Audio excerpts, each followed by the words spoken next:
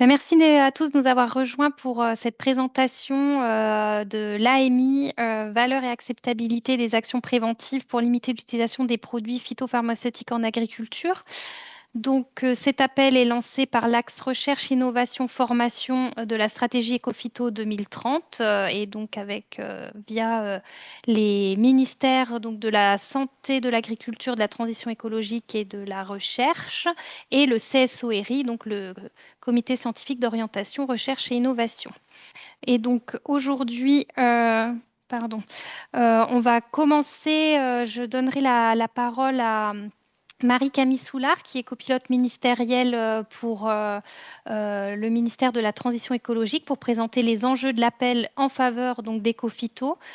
Ensuite, on aura la présentation vraiment des enjeux scientifiques de l'appel, quelques mots sur les modalités pratiques et ensuite donc on aura un temps pour répondre à toutes vos questions. Voilà, donc Marie-Camille, je vais te Oui. donner la parole pour Oui. les enjeux de l'appel et peut-être on peut te donner la main aussi sur le PowerPoint, donc tu vas pouvoir passer les slides Après, comme je peux tu vous veux. laisser Enfin, je peux le partager aussi, mais c'est les mêmes slides que vous, je pense. Non, mais là, tu as juste, normalement, tu as le Ah, contrôle, donc d'accord. si tu fais Ok. essai, mais là, tu devrais pouvoir faire Ah oui, défiler. effectivement. Ok. Ah Là. bah génial. Merci beaucoup. Oui, donc je suis Marie-Camille Soulard, copilote de l'axe recherche du plan Ecophyto pour le ministère de la Transition écologique.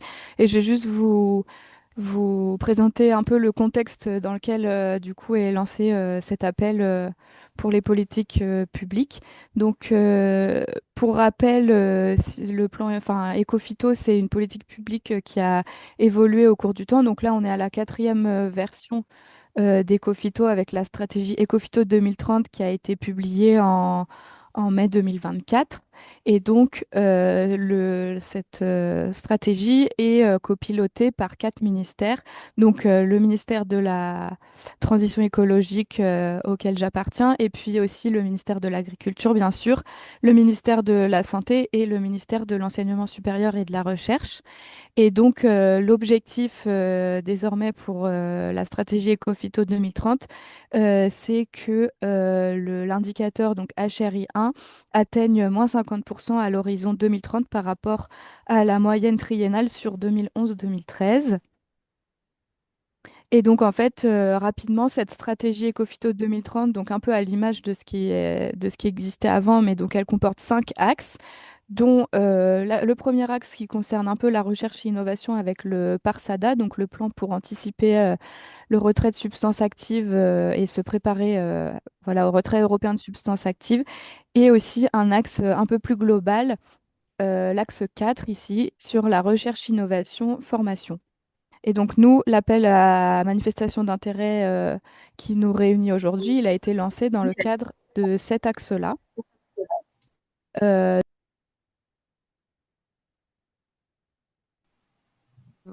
Vous m'entendez? Oui, oui. Oui, pardon. Donc pour préciser un peu, cet axe,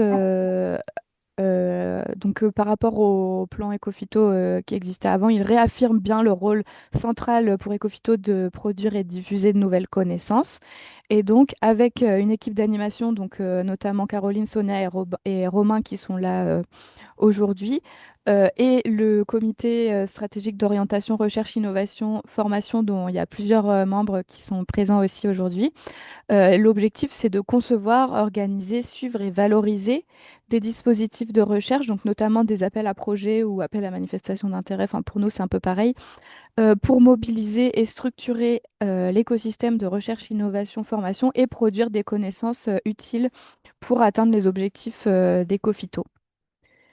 Et donc, l'objectif de l'axe, c'est bien de répondre aux besoins donc, des différents axes de la stratégie dans un but de transformation et de reconception des systèmes de production aussi pour atteindre cet objectif fixé.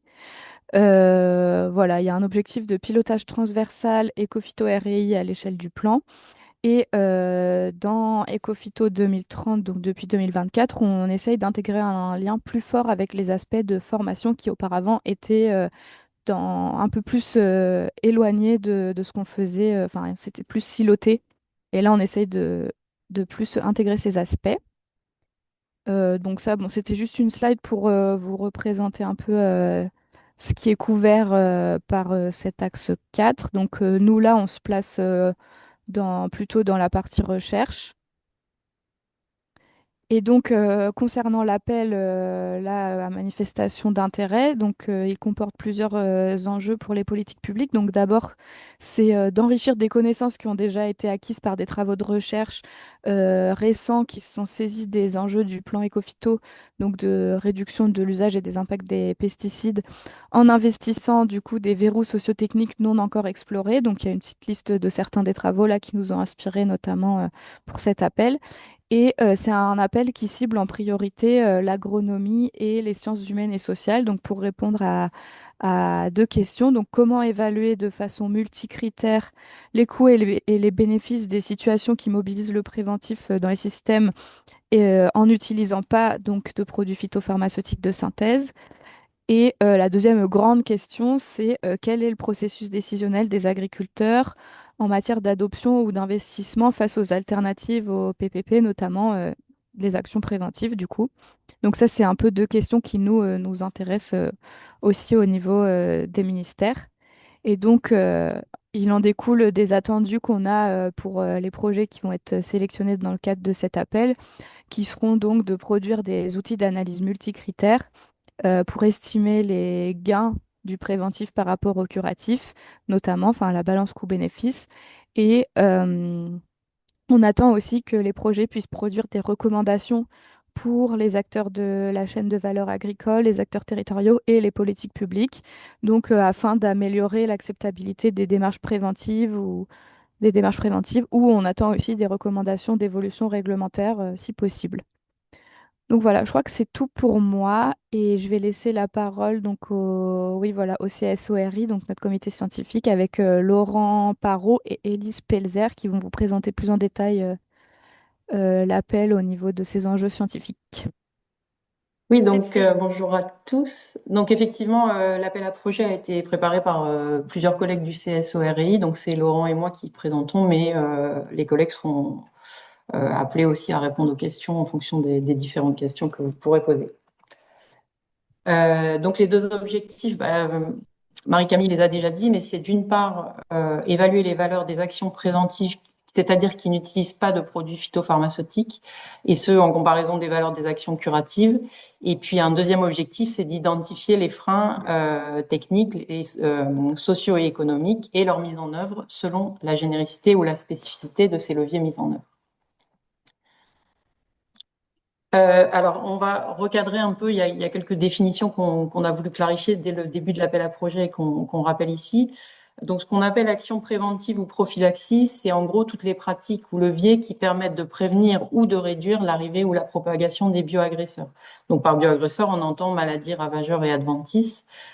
Donc, c'est des mesures qui peuvent perturber les cycles du bioagresseur, soit en favorisant un environnement moins favorable ou hostile au bioagresseur, à sa croissance ou à son développement. Et en opposé à ça, on a les actions curatives qui sont toute intervention qui sont directes sur le bioagresseur qui est présent dans la parcelle et qui visent à limiter ou à stopper le développement ou la croissance de ces bioagresseurs. Et du coup, dans l'appel à projet, ce qu'on appelle situation tout préventif, c'est des situations, donc des itinéraires techniques, voire des systèmes de culture qui mobilisent uniquement des actions préventives, alors que ce qu'on appelle situation privilégiant les actions curatives, c'est des situations ou des itinéraires techniques qui mobilisent majoritairement des actions curatives, puisqu'il y a toujours une part de préventif, y compris dans des schémas de gestion de bioagresseurs très conventionnels, on va dire. Par contre, on exclut des mesures préventives tout traitement chimique préventif, c'est-à-dire qui vise le bioagresseur en anticipation de son apparition ou de son développement sur la parcelle. Très bien, bonjour. Je vais vous présenter bonjour à toutes et tous. Je vais vous présenter le périmètre de cet appel. Alors tout d'abord, il ne financera pas des études en épidémiosurveillance. Il ne consiste pas non plus à tester et expérimenter de nouvelles actions préventives ou combinaisons de leviers pour accélérer leur maturation. On est vraiment dans des actions qui ont déjà fait au moins une preuve de leur concept au niveau de la maturation des innovations. Il s'appuiera donc sur des leviers existants dont l'efficacité a déjà été mesurée ou appréhendée dans des conditions caractérisées, c'est-à-dire sur leur efficacité au niveau agronomique ou dans d'autres dimensions, hein, techniques, économiques, etc. Et les recherches devront donc intégrer des études de systèmes agricoles réels et ne pas uniquement se baser sur de la modélisation ou des parcelles expérimentales. Ensuite, cet appel à manifestation s'organise selon deux axes qui sont complémentaires, hein, et qui sont évidemment destinés à se renforcer l'un et l'autre. Tout d'abord, c'est celui des valeurs au pluriel, et ce terme est important, les valeurs du préventif. Autrement dit, comment évaluer les valeurs agronomiques, économiques, environnementales, sociales, des situations mobilisant, pardon, des actions préventives, et d'autre part, l'acceptabilité du préventif sur la base même, hein, de ces valeurs. Comment le préventif au sein des systèmes de culture, des territoires, est-il accepté par les agriculteurs, et ça c'est très important également, les autres acteurs, hein, des chaînes de valeur, comment appréhendent-ils ces acteurs cette stratégie de prévention? Et en somme, hein, c'est parce que c'est aussi la finalité, comment mieux faire accepter ces stratégies de préventive? Alors, les projets pourront traiter au choix d'un seul ou des deux axes de cet appel à manifestation d'intérêt, mais les projets traitant des deux axes feront l'objet d'une attention particulière et seront prioritaires par rapport aux projets ne traitant qu'un seul axe. Alors, les objectifs généraux pourront revenir aux valeurs du préventif. Donc, elle va s'articuler autour des évaluations multicritères, un coût-bénéfice, c'est-à-dire des comparaisons, des approches comparatives entre des situations tout préventif et des situations privilégiant les actions curatives. Ça sera l'évaluation de l'efficacité des stratégies de gestion préventive des bioagresseurs, donc avec les dimensions aussi subjectives de son évaluation. L'efficacité ou le bénéfice des actions préventives pourront être différés et parfois non observables à court terme, ni de façon prise isolée. C'est ce qui fait aussi, hein, le défi de ce type d'appel quand on parle d'actions préventives. Et enfin, il y aura d'autres critères d'évaluation de la valeur des actions préventives qui pourront également être abordés, hein, ce qui a été rappelé aussi dans les autres disciplines, hein, au niveau technique, agronomique, économique, sociologique, etc. Comme l'avait dit Marie-Camille Soula, il y a aussi une volonté de pouvoir réfléchir aussi les dynamiques réglementaires avec des choix d'indicateurs pertinents et mesurables, qu'ils soient quantitatifs ou qualitatifs. Et ce qui sera aussi intéressant dans le cadre des réponses, ce sera de pouvoir préciser les enjeux de la collecte, de la disponibilité et de la qualité des données pertinentes et représentatives, hein, pour répondre à cet appel. Et les projets devront refléter également une réflexion sur les critères et les éléments qui permettent de considérer qu'un levier ou une combinaison de leviers est efficace. C'est pris entre guillemets, car évidemment ce terme est important. Concernant les échelles, donc on a fait un focus dessus parce que évidemment les échelles spatiales ou organisationnelles qui peuvent être considérées en tout cas sont assez diverses, donc de la parcelle en passant par le système de culture, l'exploitation, voire le territoire. Et puis c'est intéressant aussi dès cet axe-là de considérer l'échelle de la chaîne de valeur ou des filières. Sur les échelles temporelles, de la même façon, il nous a paru important de préciser qu'il peut y avoir des aspects court terme et long terme, et en particulier, les actions curatives sont souvent associées plutôt à de l'évaluation court terme, alors que les actions préventives vont plutôt toucher des échelles temporelles qui sont plutôt sur du long terme. Donc, en termes de méthodologie, ça veut dire que les projets pourront aborder certaines de ces échelles, pas forcément toutes, hein, que ce soit les échelles spatiales, organisationnelles ou temporelles. Mais par contre, ce qui nous intéresse, c'est que le choix de ces échelles soit bien précisé et justifié par rapport à l'évaluation, enfin, aux filières considérées, à l'évaluation qui sera faite. Et de la même façon, plutôt sur les échelles organisationnelles, donc c'est de préciser aussi les dimensions ou la portée des résultats obtenus. Par exemple, on peut citer à l'échelle de l'exploitation, ce sera plutôt des bénéfices directs pour l'agriculteur, alors qu'à l'échelle des territoires ou des paysages, ce sera des bénéfices potentiellement directs, mais aussi indirects pour l'environnement. Et puis à l'échelle des chaînes de valeur, on aura des bénéfices variables et diverses concernant différentes parties prenantes de ces chaînes de valeur. Et puis enfin, un autre focus qu'on a voulu faire, c'est que c'est les aspects spécificité versus généricité des résultats qui seront proposés selon les critères d'évaluation considérés. Donc, d'une part, évaluer les niveaux de généricité et transférabilité des résultats obtenus, mais aussi pour certaines conditions, valeurs évaluées, on va dire, identifier les conditions spécifiques, que ce soit en termes de pédoclimat, de variété employée, d'engagement d'acteurs, de paysages socio-économiques aussi et réglementaires, dans lesquels les actions qui ont été analysées, les actions préventives qui sont étudiées et évaluées, peuvent être efficaces ou non.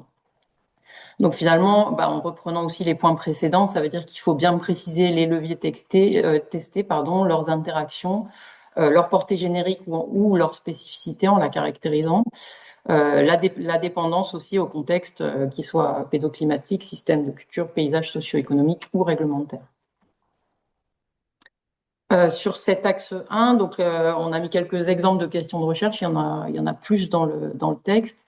Ce sera par exemple de définir quels éléments ou dimensions sont à prendre en compte pour mesurer les valeurs du préventif par rapport à celles du curatif. Également, comment on attribue l'efficacité au préventif, comment on l'exprime en équivalent curatif évité, et en quoi la perception de cette efficacité peut être un frein pour l'agriculteur ou pour les autres acteurs de la chaîne de valeur, on insiste là-dessus. Comment évaluer la valeur ou la plus-value des actions préventives par rapport à celle des actions curatives, puisque souvent les deux sont utilisés conjointement dans un même système. Comment on peut séparer le préventif du curatif dans les résultats et comment on évalue la part respective, c'est un peu l'équivalent, mais comment on évalue les parts respectives du préventif ou du curatif et comment on optimise le volet préventif. On en a parlé aussi, mais quels sont les indicateurs d'évaluation multicritères d'actions préventives, des valeurs d'actions préventives, notamment pour les dimensions socio-économiques.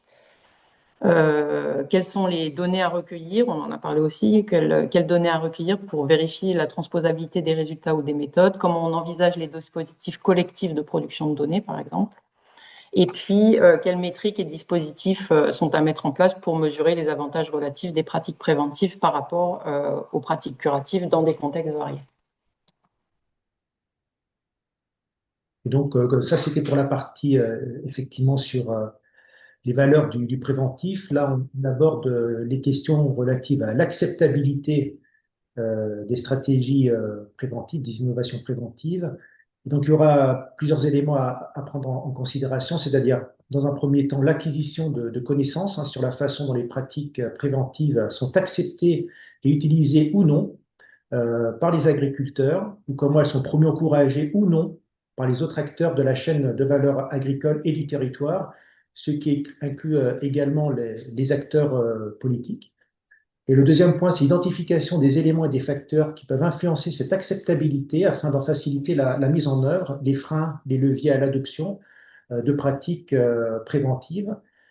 C'est l'étude des aspects organisationnels des exploitations agricoles qui peuvent impacter positivement l'acceptabilité du préventif. Donc, c'est tout ce qui concerne l'exploitation publique, les coopératives, les installations en organisation collective, la diversification des revenus de certains acteurs, etc. Et enfin, c'est l'analyse des relations entre les dispositifs réglementaires ou contractuels et des innovations préventives. Comment les actions préventives viennent toucher aux normes professionnelles et quels en sont les leviers de leurs évolutions, ou à l'inverse, comment les normes et les évolutions réglementaires anticipées par les agriculteurs et les autres acteurs influencent la mise en place d'actions préventives. Donc on voit bien qu'ici, la question de la valeur, de la métrique et en somme de l'argumentation interagit fortement avec les questions d'acceptabilité en fonction des catégories d'acteurs. Et voici ici sur cette diapo donc un certain nombre de questions de recherche qui sont associées à cet axe. Donc c'est comment évidemment améliorer l'acceptabilité, son appropriation au niveau des lieux préventifs par les agriculteurs dans le système de culture, d'exploitation, comment est accepté le préventif par les autres acteurs de la chaîne de valeur et des territoires, quels sont les éléments et les facteurs qui jouent sur l'acceptabilité ou non du préventif par les différents acteurs. On voit que le mot différent ici employé est très important puisque chaque acteur aura évidemment ses logiques, ses normes, comment dire, spécifiques. Comment mieux faire accepter le préventif aux différentes échelles, comment rendre acceptables les stratégies préventives, Comment encourager la prophylaxie via le conseil, les cahiers des charges, hein, des filières ou via des labels. Comment les acteurs des chaînes de valeur et des territoires peuvent-ils promouvoir la mise en place des leviers préventifs. Donc là, on est vraiment sur des approches assez systémiques et holistiques. Comment les fonds attribués à la réduction d'utilisation des produits phytopharmaceutiques via des changements de pratiques favorisant les leviers préventifs sont-ils mobilisés par les parties prenantes, c'est-à-dire les acteurs des chaînes de valeur, hein, ou de territoire. Quels sont les dispositifs, enfin, financiers incitatifs au changement de pratiques favorisant les leviers préventifs? Pour ce qui est des résultats attendus, donc c'est bon, un peu classique, mais quand même, on a voulu préciser des cadres méthodologiques un peu solides pour évaluer les coûts et bénéfices, en particulier les bénéfices cachés des pratiques prophylactiques ou préventives, en les comparant à ceux des pratiques curatives. Et là, par contre, les coûts cachés aussi pourront être abordés pour l'évaluation des pratiques curatives. Et puis interroger la transférabilité des cadres d'analyse en fonction des contextes socio-économiques, agronomiques et pédoclimatiques. On attend aussi des indicateurs synthétiques sur l'évaluation des valeurs des préventives et de des solutions préventives et de l'acceptabilité de ces solutions. Et puis, on pourra également produire des modèles ou des outils d'aide à la décision ou des arbres de choix en précisant le périmètre de validité de ces différents modèles. On attend aussi potentiellement, enfin aussi ou encore des outils d'analyse robustes pour objectiver la valeur des stratégies préventives et des recommandations pour les acteurs de la chaîne de valeur agricole, les acteurs territoriaux également, les politiques publiques si possible, et puis la formation aussi, puisque maintenant le CSO embarque aussi la formation, pour améliorer l'acceptabilité de ces démarches préventives de protection des cultures, et puis enfin des recommandations d'évolution réglementaire qui pourraient être proposées pour favoriser l'utilisation, la mise en œuvre de ces actions préventives. Sur les productions attendues pour cet appel à projet, donc il y a un rapport à mi-parcours et un rapport final concernant le projet. Des valorisations académiques sont demandées, mais aussi non académiques, des guides ou des méthodologies d'aide à la décision, des manuels, des supports pédagogiques, des références, des séminaires, des ateliers, etc. Également, à la fin de l'appel à projet, sur la base du rapport final, il y a également un article de vulgarisation scientifique qui est demandé pour la revue à innovation agronomique. Et puis, une synthèse qui est un support de diffusion pour les parties prenantes et les politiques publiques sur le résultat, sur les résultats, pardon, du projet. Donc, comme vous l'avez deviné, nous sommes sortis de l'approche un peu scientifique pour aborder l'environnement administratif. Donc, les attendus concernant le consortium des projets de recherche. Donc, le consortium devra associer à minima une équipe de recherche académique avec un rôle significatif dans la portée scientifique du projet. Un consortium pluridisciplinaire, interdisciplinaire, donc avec ce que vous pouvez voir, hein, sur l'écran, des agronomes, des chercheurs en sciences de l'environnement, en sciences sociales, etc., mais aussi dans des disciplines comme le droit et les sciences de gestion, hein, et également la science politique, même des modélisateurs. Et enfin, des acteurs de terrain sont particulièrement souhaités justement pour favoriser les approches participatives, hein, que ce soit les agriculteurs, les coopératives, le négoce, etc. Et enfin, le consortium pourra associer des partenaires publics et privés. Nous signalons que des consortia incomplets au moment du dépôt de la lettre d'intention, en phase 1 du présent appel à manifestation d'intérêt, pourront être ajustés au moment de la phase d'échange et de suivi, un séminaire de co-construction entre les équipes projet et le CSORI pour le dépôt des projets définitifs.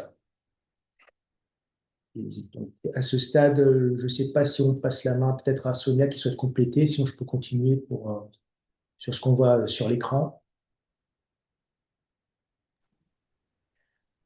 Bah, non, si tu veux, je prends la suite dès maintenant, ouais. Concernant la subvention, donc le budget total accordé à l'appel à manifestation d'intérêt, donc il est 3,5 millions d'euros. La durée maximum des projets ne pourra donc pas excéder 36 mois.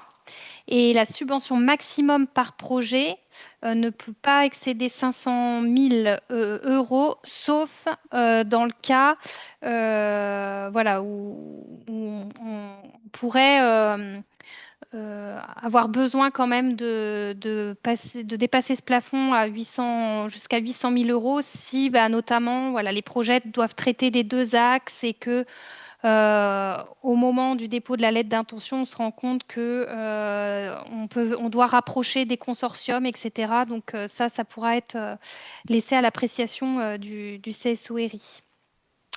Le taux maximum de subvention, donc le financeur est l'OFB, hein, donc on doit répondre donc, aux règles fixées par l'OFB, et donc le taux maximum est de 75% des dépenses totales du projet.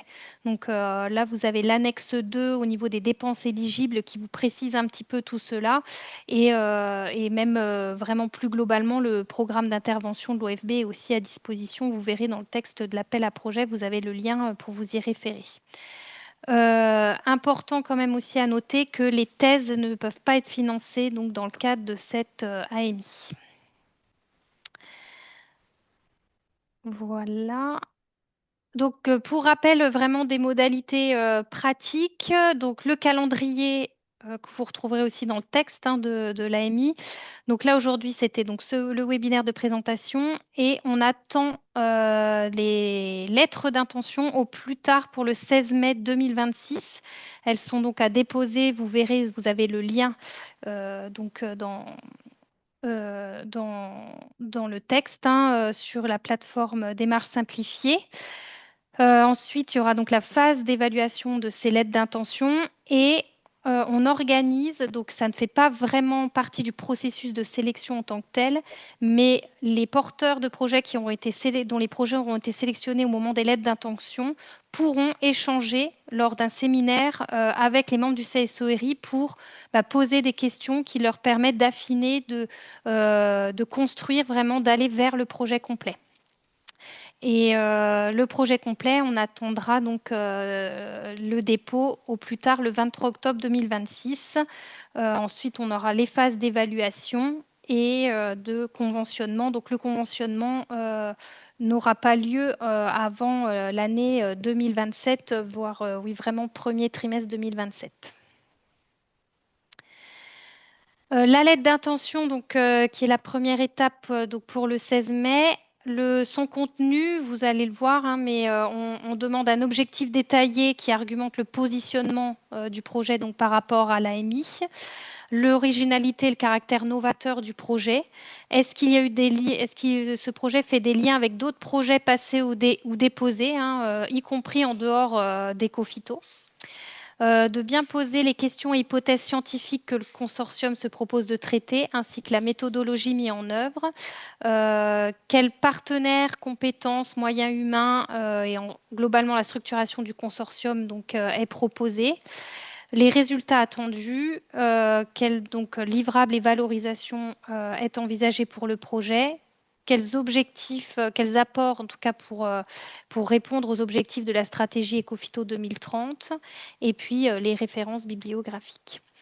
Donc, vous retrouvez tous les éléments sur la page Ecofitopic de l'appel, donc, dont le lien est ici. Donc, le PowerPoint de ce webinaire sera mis à disposition avec le replay, donc vous aurez aussi les liens.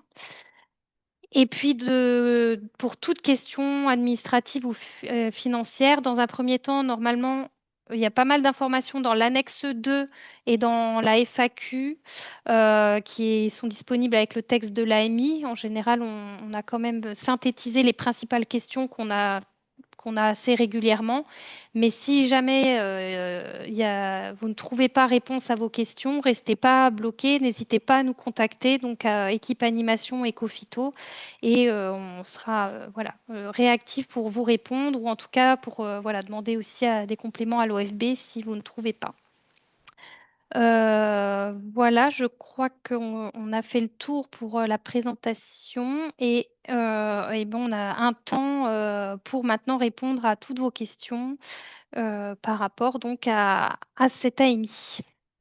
J'avais une question par rapport au système qui pourrait être étudié, comparé dans la première priorité. Donc vous dites des situations tout préventifs, mais finalement des systèmes qui sont par exemple dans des projets défis XP qui mettent quand même en priorité le préventif et on a le curatif en dernier recours. Est-ce que voilà, ça pourrait faire l'objet des situations d'études?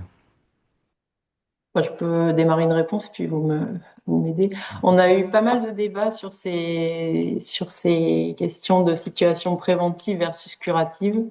Effectivement, enfin, j'ai l'impression, hein, mais il faudra me corriger si c'est pas exact par rapport aux autres collègues, mais voilà, ce qu'on voulait, c'est qu'il y ait bien des situations de tranchées entre une majorité, plus que majorité de préventif et du curatif quasi systématique, quoi. Mais j'ai l'impression effectivement que dans des essais défis éco-phyto où il y a du recours aux pesticides en dernier recours, si vraiment rien d'autre n'a marché, pour moi ça peut rentrer quand même dans des situations préventives. Mais enfin, on n'est pas complètement borné là-dessus, mais bon, voilà, je laisse mes collègues peut-être compléter là-dessus. Véronique Gouy d'INRAE Lyon, ben, je suis tout à fait d'accord avec Élise. Effectivement, le préventif complet, on sait bien que c'est pas toujours évident. Donc, par contre, effectivement, il faut qu'il y ait quand même des, des- des- une volonté d'aller vraiment au bout de ce qu'on peut faire dans le préventif. L'idée, c'est quand même d'avoir des méthodes un peu innovantes ou alternatives par rapport aux approches plus conventionnelles basées sur les usages de phyto. Donc, effectivement, on peut pas dire qu'on n'utilisera pas du tout, mais qu'il y ait une majorité quand même de prévention, une démarche en fait qui soit vraiment dans la philosophie d'une approche préventive et prophylactique. Très bien, merci de votre réponse. Au niveau des subventions, j'ai vu que c'était 75% maximum. J'imagine qu'il y a des critères de statut juridique sur les financements. Je ne sais pas si vous pouvez en dire un peu plus comment ça fonctionne pour la partie distributeur. Et non, je crois que les 75%, il n'y a pas de statut juridique. C'est 75% maximum, quel que soit le statut du partenaire. Par contre, c'est euh, 75% maximum pour chacun des partenaires. Autrement dit, ça veut dire qu'il y a 25% d'autofinancement à apporter par Oui, chacun des partenaires du projet. ok. Voilà. Ok, donc les organismes de recherche aussi apportent leur part Oui, de financement. oui. Ok, bah parfait. Merci pour l'information. Et si deuxième question, est-ce que c'est possible si il rate la date de l'appel à manifestation d'intérêt de déposer quand même un projet au niveau de l'AAP sans avoir déposé la lettre? Non. Non, là, il faut déposer la lettre d'intention au niveau du site. Ok, Voilà, démarche simplifiée pour le 16 mai 2026 au plus tard. ok. Et est-ce que ce serait possible de fonctionner aussi un petit peu comme avec l'appel à projet partie prenante, si vous avez des organismes de recherche qui ont des idées de projet et qui cherchent des distributeurs, ou dans l'autre sens, nous, si on a des distributeurs intéressés qui cherchent un organisme de recherche, de pouvoir faire du lien entre les porteurs. Bah oui, on peut tout à fait essayer comme on avait fait, mais voilà, prévenez-nous Oui, assez rapidement et puis on ok, super. peut faire Bon, bah, ça. je vais diffuser le projet de toute façon. Merci. Merci. Est-ce qu'on peut considérer que le référentiel bio ou l'évolution HVE 4, hein, qui quelque part utilise aux trois quarts quasiment des produits bio, est déjà un élément de prévention, c'est-à-dire ils n'utilisent pas des produits phytosynthétiques tels que vous l'avez dit, mais ils commencent à utiliser des produits qui peut-être ont une action moins efficace, mais en tout cas qui ont moins d'effet sur l'environnement et sur l'agriculteur et sur les populations. Est-ce que le bio, c'est du préventif? Je résume, hein. Bah, là encore, je peux démarrer une réponse. Pour moi, le bio, c'est du préventif dans la mesure où on n'a pas, où on conserve pas. En fait, ce qu'on appelle préventif, c'est qu'on n'a pas une logique produit curatif, quoi. Que ce soit des produits phyto, mais aussi des produits de biocontrôle type Success ou autres qui ont quand même. Donc en fait, pour nous, le préventif, c'est ce qu'on disait tout à l'heure, c'est vraiment favoriser des actions pour empêcher le bioagresseur d'apparaître et de se développer. Mais du coup, le bio, effectivement, pour moi, les systèmes en agriculture biologique fonctionnent de cette façon. Par contre, un système où on a on est en agriculture biologique, mais avec une logique très produit et pas reconception, enfin plutôt reconception, pour moi, on sort un peu, quoi. Donc, faut avoir cette logique de levier qui favorise la non-apparition des bioagresseurs pour les actions préventives. Là, dans l'appel, on est quand même beaucoup dans la mise en avant de pratiques prophylactiques, hein. Donc, l'idée, et c'est vraiment de pouvoir minimiser le recours. Donc, ça, c'est quand même une réflexion par rapport au système de culture, par rapport au mode de conduite, qui est relativement en amont, qui doit donc minimiser au maximum le recours au phyto. Donc, c'est ça en fait qu'il faut réussir à comprendre, c'est que ce soit en bio ou pas en bio. Bon, les bio, ils sont quand même plutôt dans cette démarche pour justement arriver à minimiser les bioagresseurs et les maladies. Mais vraiment, la logique, c'est de minimiser les maladies et les bioagresseurs au départ. Donc, pas uniquement réfléchir en tant qu'outil comme les phéromones, c'est très intéressant, mais ça doit s'accompagner de tout un contexte au niveau de la culture pour minimiser justement déjà les bioagresseurs et les maladies. Merci. Alors, on avait eu une question dans le chat. Bon, est-ce que des projets de post-doctorat peuvent être financés par l'AMI? Alors, j'avais dit oui, mais je vais nuancer un tout petit peu ma réponse. C'est bien quand même des consortiums hein, qu'on attend. Dans ces consortiums, effectivement, le financement de post-doctorat font partie des dépenses éligibles dans cette AMI. Donc, ça ne peut pas être juste un projet de post-doctorat seul, mais voilà, c'est bien dans le consortium avec les partenaires, enfin, que voilà, l'équipe de recherche peut enfin, faire financer, enfin, prendre le coût en charge le coût d'un post-doctorant ou doctorante, voilà, au sein du projet.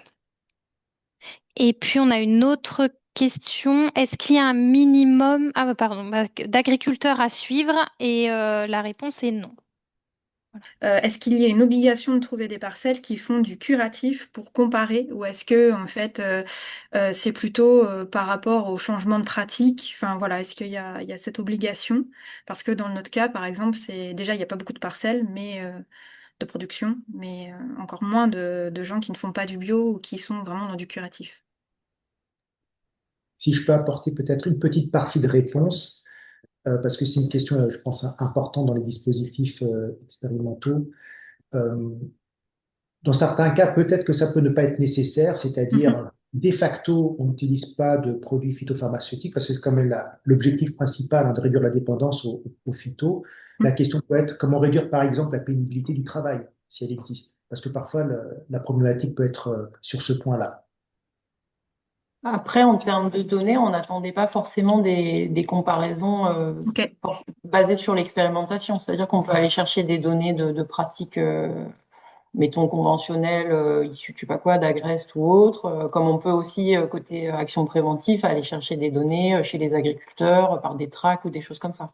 Après, la question, bah, ça recoupe un peu ce qu'on disait, c'est que comment on mobilise ces données, quelle valeur elles ont entre elles, et puis, enfin, pas vraiment quelle valeur elles ont entre elles, mais surtout, est-ce qu'elles sont comparables entre elles. Et en tout cas, bien spécifier dans quel cadre les données ont été collectées et sous quelle forme, quoi. Ok. Et est-ce que on peut aussi travailler sur des données qui ont été enfin antérieures et qu'on valorise aussi pour avoir un premier référentiel qui permet ensuite après de voir l'évolution qui ne sont pas dans le cadre du projet mais qui sont un peu avant.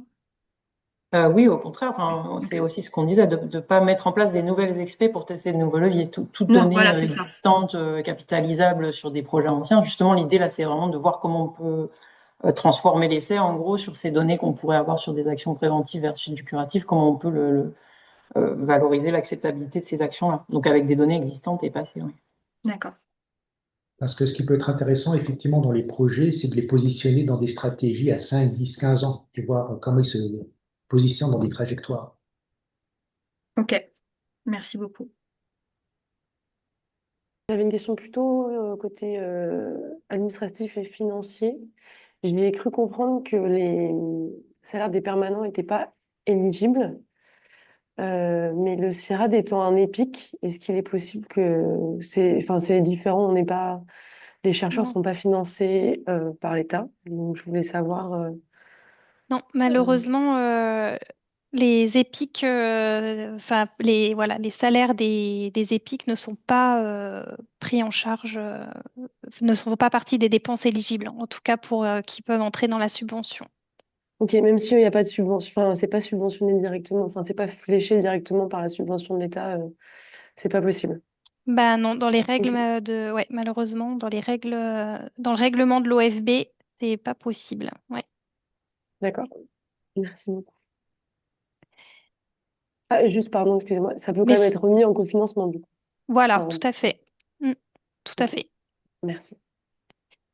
Je vois que dans le chat, on a aussi une question sur un matériel spécifique peut-il être financé?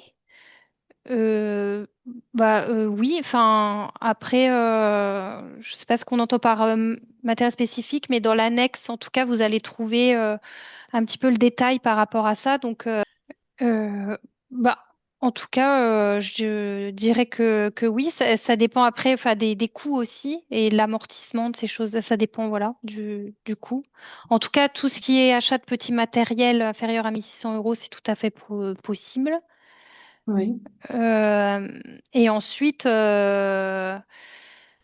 pour les dépenses d'équipement, alors je ne sais pas si ça fait plutôt voilà, référence à de la dépense d'équipement ou de matériel, voilà, justement, de petits matériels. Non, c'est plutôt de l'équipement, ouais. L'équipement. Je pensais à plus de l'équipement. Qui est précisé, c'est l'OFB prend en compte la part des amortissements calculés au prorata de la durée d'utilisation des matériels acquis et non à hauteur du coût d'acquisition initiale ou de renouvellement. Voilà, c'est ce qui est écrit dans le règlement de financier. D'accord, très bien, merci.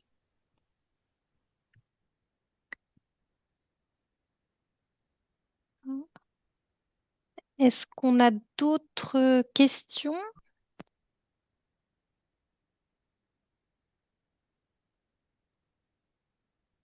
Il n'y a pas d'autres questions. Dans tous les cas, comme on vous disait, on reste vraiment euh, si les questions peuvent intervenir après, hein, il n'y a pas de problème, on reste vraiment disponible pour, voilà, pour vous apporter dans la mesure, en tout cas, de ce qu'on pourra faire. Mais en général, on apporte toujours des réponses aux questions qui nous sont posées, donc il ne faudra pas hésiter. En tout cas, je vous remercie vraiment à tous pour votre participation. Merci aux membres du CSORI. Merci Marie-Camille pour les ministères d'avoir participé à la présence de ce webinaire. Et on vous souhaite une bonne continuation de journée. Merci à Voilà. toi, Sonia. Merci beaucoup. Merci. Merci, Merci. bonne journée. Bonne Au journée. revoir. Merci, bonne fin de journée, au revoir. Merci beaucoup. Au Merci, au revoir. revoir.